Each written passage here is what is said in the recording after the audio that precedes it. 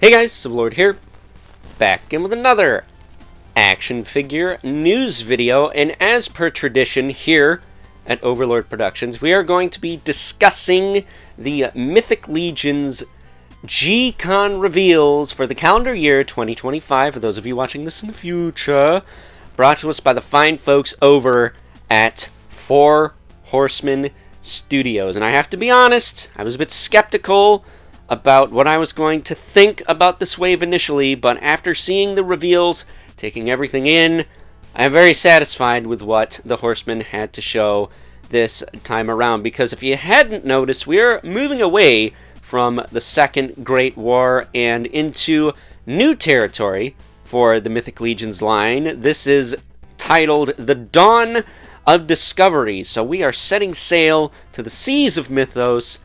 Therefore, we have a very aquatic-themed wave ahead of us, with not just new stuff, but also some familiar faces. The first of which being General Delphina of Etheros. Now, you could consider this her Legacies of Mythos look, but you could also consider this her look 10 years after that Second Great War, and she's not the only character that is returning in this wave like that. There is another character we will be taking a look at later that we've seen before, but hasn't had a figure since his All-Star release. Delphina was first released in Advent of Decay. I actually have the original one, and I can tell you for a fact that the OG Delphina is not nearly as stacked as this one, because she has a brand new night body from head to toe for 2.0 female built characters, as well as the whole soft goods tunic thing going on, which, if you haven't messed with the Necronominous Knights onward, the soft goods tunics by C. Jessam, probably some of the best they've ever done.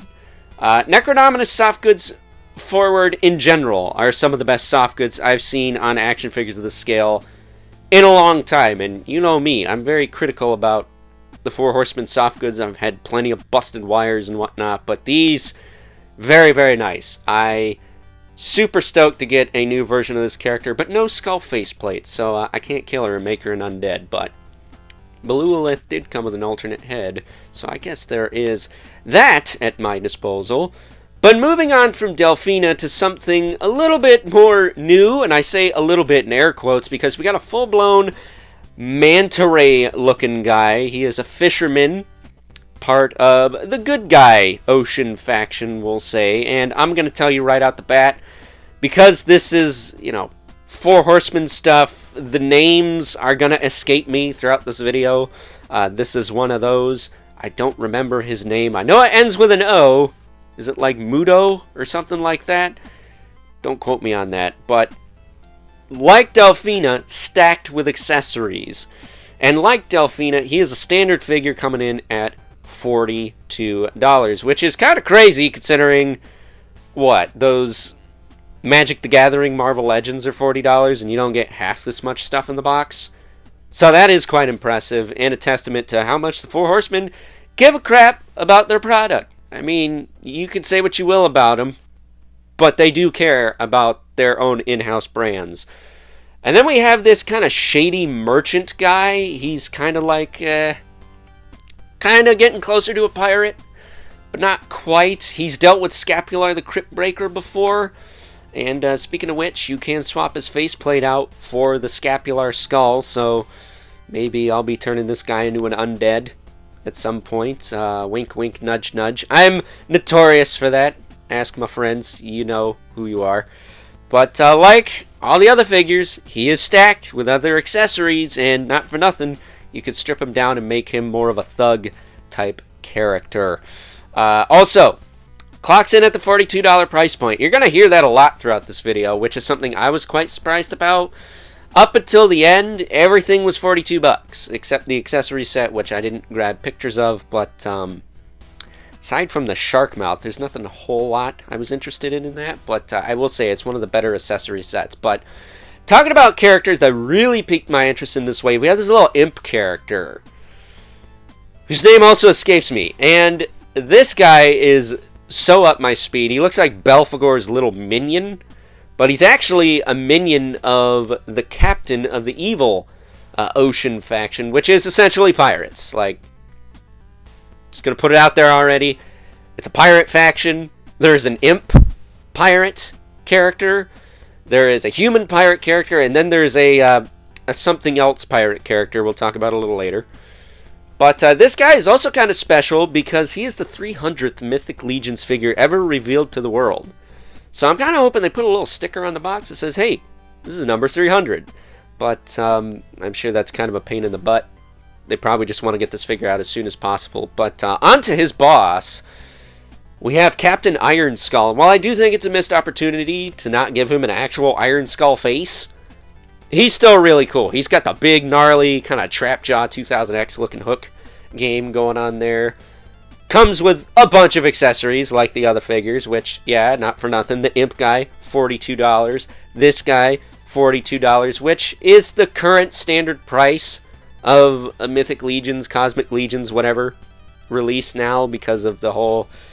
I'm not going to say it, but you know what I mean. The T word. But look at how much stuff you get. I mean, that's crazy. And not for nothing, I'm probably going to display him with that skull mask. It's kind of piranha looking. And I dig that. I think that's really cool. He also has an alt head with like this weird woven mask. I'm not sure what's going on with that, but that's pretty freaking wild. But the next figure revealed is... something a little different. We haven't seen this before, but we have a mermaid character. Her name is Opal Scale. She's got a bit of a purple tint to her, I believe. And not only is she a mermaid, but she is a mermaid that is versatile, because unlike Ariel from Disney's The Little Mermaid, she can adapt to her environment and straight up grow a pair of freaking legs and walk on land. Those legs you do get with this figure, by the way, so you can do just that. I do believe she has a base to help her stand with the mermaid tail. But this figure is a deluxe. She will be $48, I believe, so about $5 more than the standard figures, which isn't bad considering you get like a whole half a figure with this little lady here. So that is really cool. She's part of the good guy ocean faction. But speaking of good guys, we have another familiar face. This is Vetus Prime. And like Delphina, he's seen some crap. Delphina had a little gray in her hair. This guy got chinsed. He got straight up smacked in the face during that last Great War and has a crack in his helmet and a scar on his face to prove it. Like, holy cow. And if you don't like having his face exposed, me personally, I think that adds a little bit to him and makes me want to turn the old one into a skeleton, but that shouldn't surprise anyone. But if you so choose, you can swap out the head for a blacked out head for the helmet to snap onto. So you can have him, you know, looking a little bit more ominous and mysterious. Probably be a little easier for darker photography to just rock with that if you don't have the proper lighting to really illuminate the head underneath that helmet. And it's, you know, just like swappable hair parts. You swap the helmet on, you swap the hairpiece on. Easy peasy. But then we have this walrus man, who is one of the evil ocean characters, one of the pirates. And this is not at all what I expected to see. I thought for sure we were going to get a shark man. But instead we get this freaking walrus man with harpoons and swappable tusks. And I'm going to say right now, I totally called it with the Ganesha tusks being removable, because I am pretty sure this guy has the same tusks as Ganesha. Because Ganesha had a cracked tusk. This guy has a cracked tusk. Is that just a coincidence, or was that totally planned from the get-go? Not for nothing, he has like the Ganesha build and ogre scale hands, so he's got more like buff forearms, kind of like Popeye. I'm sure close friend of mine will absolutely love and appreciate that. I'm kidding, of course. But very cool figure. He is a brute scale, so he's going to be like $55. And then we have my favorite reveal for the day. This is Bulwark. He's a crab. okay? A Krusty Krab. He is essentially the base of the best clawful figure we might see in our lifetime. If they don't repaint this into clawful, it's because he's too freaking big. And I get that. He's $95. I didn't mention Vetus Prime was also $42, but you can probably figure that out based off the other figures in the wave. Bulwark just comes with an anchor, but since he is a monster scale figure, you get most of the plastic in the figure itself. I mean, what more could you possibly ask for? It's a giant crab man with an anchor to beat the crap out of that walrus dude with. My favorite figure in the wave. The wave all in is going to run you up $450. That's $100 more than last year, minus tax and shipping, so probably pushing $5 at the end of the day. But I think it's well worth it. They always seem to make it worth it. And speaking of high price tags, we have this Sideshow Arethyr statue. And the only reason I put this in here, because you guys know me, I'm not into statues. But this is essentially what we have to look forward to as far as an Arethyr version 2 goes, which is pretty freaking cool. Granted, if you want this statue, it's going to be like almost $1,000, so more power to you. I'm going to save my pennies for more Legions figures, but I am excited to see how the Horsemen take this design and totally give it the action figure treatment. I think we're in for a real treat with that. Not to mention, Sideshow is also making the other 4 Horsemen, so Elithia, Poxus, and Necronominus. They will be coming in their statue line as well, so stay tuned for more on that. I think they mentioned that they're going to have those on display next year for Legions Con, but don't quote me on that.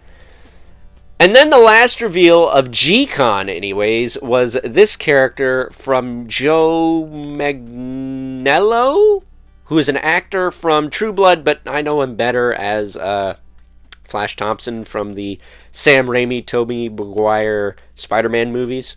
And this is it Arceus the Cruel? Something the Cruel. Either way, to me, this is a really sick looking brute scale dragon man.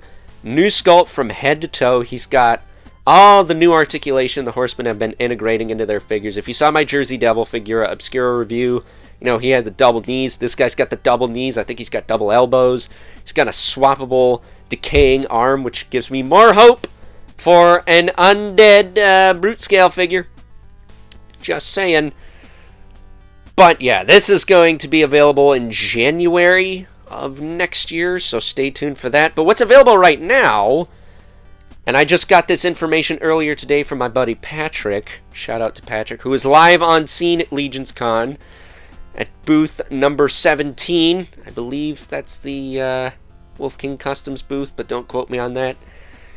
Go over, let him know Overlord sent you, and pick up a spear painted like real wood while you're at it. No, just trying to help a buddy out here.